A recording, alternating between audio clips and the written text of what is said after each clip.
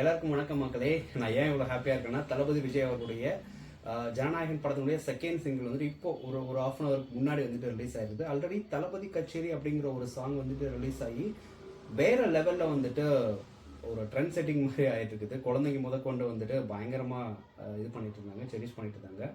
So இன்னைக்கு பார்த்தீங்கன்னா ஈரோட்டில் அந்த ஸ்பீச் முடிச்ச கையோட அவங்களுடைய ஃபேன்ஸுக்கு ஒரு செகண்ட் செலிப்ரேஷன் மாதிரி, செகண்ட் ஃபெஸ்டிவல் மாதிரி வந்துட்டு செகண்ட் சிங்கிள் வந்துட்டு இப்போ ரிலீஸ் ஆயிருக்குது. ஸோ இது பார்த்தீங்கன்னா படத்தினுடைய தீமை வந்துட்டு பேஸ் பண்ணி ஒரு உருவாக்கப்பட்ட சிங்கிள் மாதிரி எனக்கு தோணுது. ஏன்னா ஆல்ரெடி வந்துட்டு என் நெஞ்சில் குடியிருக்கும் அப்படிங்கிற ஒரு ஹேஷ்டேக்கோட அப்படிங்கிற ஒரு வார்த்தையோட வந்துட்டு இந்த சாங் வந்துட்டு ஆல்ரெடி ஒரு தீம் வெர்ஷன்ல வந்துட்டு ரிலீஸ் ஆயிருந்தது. இதுல ஒரு சில லிரிக் வந்துட்டு அவருடைய பொலிட்டிக்கல் மூவ் வந்துட்டு பயங்கர ஸ்ட்ராங்கா வந்துட்டு மெசேஜா வந்துட்டு ஆடியன்ஸ் வந்து கன்வெர்ட் பண்ணிருக்கு. ஸோ அதுல சில லிரிக்கை வந்துட்டு நம்ம டீகோட் பண்ண போறோம். ஒரு பேரே வரலாறு, இந்த லிரிக்கு ஏன் இவ்வளோ பவர்ஃபுல்லாக இருக்குது? இது ஒரு சினிமா சாங்கா இல்லை வந்து பொலிட்டிக்கல் அனௌன்ஸ்மெண்ட்டா? சிம்பிளாக வந்துட்டு எக்ஸ்பிளைன் பண்ணுறேன் உங்களுக்கு புரியுற மாதிரி. ஒரு பேரே வரலாறு, அழிச்சாலும் அழியாது. இது ஒரு பெயர் மட்டும் இல்லை, இது ஒரு ஹிஸ்டரி, அழிக்க முடியாத ஒரு அடையாளம். சினிமாவில் விஜய் சாருக்கு வந்துட்டு ஒரு மாஸ் இமேஜ் இருக்கு. ஆனால் இங்கே லிரிக்ஸ் சொல்றது என்ன விஷயம்னா வந்துட்டு இந்த பெயர் இப்போ சினிமாவை தாண்டி ஒரு பெரிய இடத்துக்கு போக போகுது. அதாவது அரசியல் மூமெண்ட் அப்படிங்கிறத வந்துட்டு ஸ்டார்டிங்லேயே வந்துட்டு இந்த ஃபர்ஸ்ட் லிரிக்கை தொடர்ந்து அவன் தானே ஜனநாயகன் அப்படின்னு வருது. ஜனநாயகன் அப்படின்னா ஜனநாயகன் அப்படிங்கிறது அந்த படத்துல பேர் கிடையாது, ஒரு கேரக்டர் அப்படிங்கிற மாதிரி சொல்லலாம். ஸோ இது கிளியரா ஒரு political positioning. So cinema hero to people representative இமேஜுக்கு ஷிஃப்ட் பண்ற ஒரு லிரிக். நம்ம மக்கள் நினைக்காம ஒரு மாற்றம் பிறக்காது. அதாவது மக்கள் நினைச்சாதான் மாற்றம் வரும். ஒன் மேன் ஷோ கிடையாது. இது ஒரு power is equal to people அப்படிங்கிற மாதிரி வந்துட்டு நம்ம பொசிஷன் பண்ணலாம். பிளஸ் இது ஒரு டைபிக்கல் சினிமா டயலாக் இல்லை and democracy language of politics. அதாவது பொலிட்டிக்ஸ்ல பேசுற ஒரு டெமோக்ராட்டிக் லாங்குவேஜ் அப்படி சொல்லலாம். நீ துணை நின்னா ஒரு இனமே வாழும், நீ தூரமா போனா எங்க உயிர் போகும். ஸோ இது பாத்தீங்கன்னா ஃபேன்ஸுக்கும் அவருக்கும் இருக்கக்கூடிய ஒரு எமோஷனல் பாண்டை வந்துட்டு சொல்லக்கூடிய ஒரு லிரிக் அப்படிங்கிற மாதிரி. அதாவது லீடர்ஷிப், அதாவது லீடர் பொசிஷன்ல இருக்கிறவங்க ஸ்டாண்ட் எடுத்தாதான் அடுத்த ஸ்டெப் போக முடியும். அவங்க வந்து ஸ்டாண்ட் எடுக்காம விலகுனா அந்த ஹோப் வந்துட்டு மொத்தமா போயிடும். ஸோ ஒரு சினிமால இருக்கிற அவருடைய அந்த ஒரு கிரேஸை பார்த்தீங்கன்னா பொலிட்டிக்கல்லா கன்வெர்ட் பண்றப்ப வந்துட்டு அதனுடைய இது எப்படி இருக்கும், தாக்கம் எப்படி இருக்கும் அப்படிங்கிற ஒரு கனெக்டை சொல்லக்கூடிய லிரிக் இது.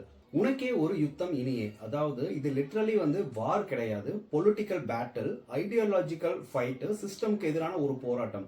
அதாவது சினிமா ஃபைட் சீன் லாங்குவேஜ்ல சொல்லணும்னா பொலிட்டிக்கல் எக்ஸ்பிளைன் பண்ற ஒரு கிளவர் ரைட்டிங். உயிரின் உயிரே அழியாது இந்த வால் கதையே, முடியாது இந்த ரத்தக்கரையே, அதாவது blood stain is equal to sacrifice அப்படி நம்ம பொசிஷன் பண்ணலாம். பிளஸ் ஒரு லாங் ஸ்ட்ரகிள், ஈஸியா வின் அப்படிங்கிறது வந்துட்டு கிடைச்சிடாது. Politics is equal to struggle. So என்னன்னா லிரிக்ஸ் அந்த ரியாலிட்டியை வந்துட்டு அழகா வந்துட்டு சொல்லுது. களத்தில் இவன் இருக்கும் வரையே இருக்கும் பயமே. இவர் இருக்கிற வரைக்கும் பாத்தீங்கன்னா ஆப்போனன்ட்ஸ்க்கு ஃபியர் அப்படிங்கிற ஒரு விஷயம் இருந்துகிட்டே தான் இருக்கும். அது சினிமாவிலையும் சரி, அரசியல்லையும் சரி. அடுத்து சிங்கம் இரையாகாது. இது வந்து உங்களுக்கே புரியும். சிங்கம் லீடர் வந்து பாத்தீங்கன்னா யாருக்கும் அடிப்பணிய மாட்டாரு, இறை ஆக மாட்டாரு அப்படிங்கிற பொசிஷன் சொல்றக்கூடிய லிரிக் அது. அடுத்து ஹே தளபதி தளபதி அப்படிங்கிற மாதிரி ஸ்டார்ட் ஆகுது. ஸோ ஓவரால் பாத்தீங்கன்னா அந்த ஒரு ஃபர்ஸ்ட் ஸ்டாண்ட்ஸாவா படிக்கிறப்ப என்ன புரிய வருதுன்னா, சினிமா ஐடென்டிட்டிக்கு குட் பை சொல்லாம பாலிடிக்ஸ்க்கு பிரிட்ஜ் போடுற ஒரு அழகான லைனு. ஃபேன்ஸை வந்து பாத்தீங்கன்னா சினிமா மைண்ட் செட்ல இருந்து பாலிடிக்ஸ் மைண்ட் செட்டுக்கு மென்டலி வந்து ப்ரிப்பேர் பண்ற ஒரு கிளவர் பொசிஷன். சிம்பிளா சொல்லணும்னா இந்த லிரிக்ஸ் பாத்தீங்கன்னா அவருடைய சினிமா இமேஜை பில்டப் பண்றதோ இல்லை வந்து அவருடைய ஃபேன்ஸை சாட்டிஸ்ஃபைட் பண்றதுக்காகவோ கிடையாது. அவருடைய பொலிட்டிக்கல் ஐடியாலஜியை வந்துட்டு மக்கள் மத்தியில் வந்துட்டு செட் பண்றதுக்காகவும், லீடர்ஷிப் இமேஜை வந்துட்டு மக்கள் மத்தியில் பில்டப் பண்ணி கொண்டு போய் சேர்க்கிறதுக்காகவும், சினிமா டு பொலிட்டிக்ஸ் அப்படிங்கிற ஒரு ஜேர்னியை வந்துட்டு ரொம்ப ஸ்ட்ராங்கா பதிவு பண்றதுக்காகவும் எழுதப்பட்ட வகைகள் தான். ஸோ மக்களே, ஒரு பேரே வரலாறு அப்படிங்கிறது ஒரு சாங் மட்டும் கிடையாது. அது ஒரு மெசேஜ், ஒரு கிளீன் டைரக்ஷனு, ஒரு பொலிட்டிக்கல் டோன் செட்டர் அப்படிங்கிற ஒரு விஷயத்தை வந்துட்டு நான் இங்க டீகோட் பண்றேன். உங்களுக்கு இந்த லிரிக் வந்துட்டு ஸ்ட்ராங்கா என்ன தாண்டி, நான் சொன்ன விஷயத்தை தாண்டி எவ்வளவு தூரம் வந்துட்டு மைண்ட்ல வந்துட்டு செட் ஆயிருக்குது? விஜய் சார் வந்து இன்டைரக்டா ஏதாவது மக்களுக்கு வந்துட்டு சொல்ல வராரா, இல்ல அவருடைய ஃபேன்ஸை வந்துட்டு உசுப்பேத்தி விடுறாரா அப்படிங்கிற விஷயத்த வந்துட்டு நீங்க வந்துட்டு சொல்லுங்க. கண்டிப்பா இன்னைக்கு வந்துட்டு விஜய் சாருடைய ஃபேன்ஸுக்கு பாத்தீங்கன்னா டபுள் தீபாவளி அப்படின்னு சொல்லணும்னா, காலையில ஈரோடுல அவர் பேசின அந்த ஒரு ஸ்பீச், ஈவினிங் பாத்தீங்கன்னா இந்த செகண்ட் சிங்கிள். ஸோ இந்த செகண்ட் சிங்கிளை பத்தி நான் டீகோட் பண்ணதை தாண்டி உங்களுக்கு என்னென்ன விஷயங்கள்லாம் வந்துட்டு கனெக்ட் ஆயிருக்குது அப்படிங்கிறத வந்துட்டு கமெண்ட் பாக்ஸ்ல பதிவு பண்ணுங்க. தொடர்ந்து இந்த மாதிரி விஷயங்களை வந்து நான் வந்து டிஸ்கஸ் பண்ணலாம். Thank you, tata, take care, by.